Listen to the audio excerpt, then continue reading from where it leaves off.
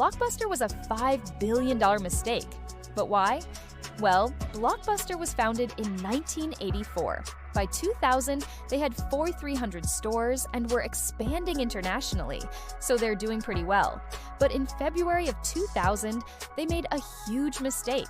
They turned down an offer from a little film called Weta Digital, an offer to buy their online video streaming service for $10 million. Blockbuster thought that online video streaming would never be big, so they turned it down. Well, Netflix started shortly after in 1997, and by 2007, they had 6 million subscribers.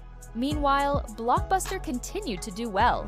Their revenue was increasing year over year until the recession in 2008. During the recession, people stopped going out to restaurants, they stopped buying new clothes, and they stopped going to the movies. This caused Blockbuster's revenue to fall from $6 billion in 2007 to $4 billion in 2010.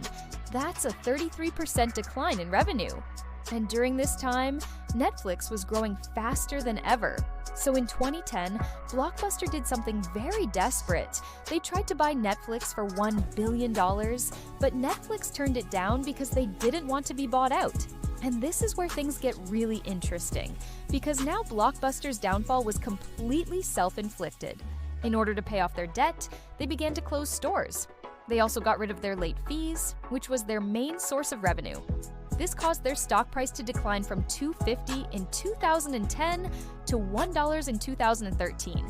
And here's the crazy thing. If Blockbuster didn't buy back their stores in 2004, they could have avoided all of this.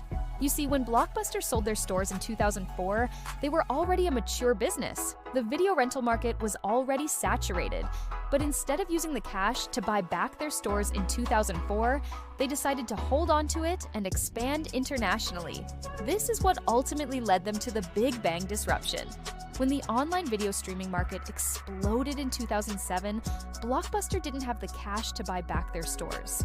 And so they became a casualty of the Big Bang disruption. This goes to show that even if you're a dominant player in your industry, if you don't adapt to the changing times, you will get disrupted. And this is exactly what happened to Blockbuster. They refused to adapt to the changing times, and eventually they went bankrupt. So what's the lesson here? The lesson here is to always be prepared for the worst. Even if you're a dominant player in your industry, never think that you're invincible, because no one is. If you enjoyed this video, don't forget to like and subscribe to Trivia Salad.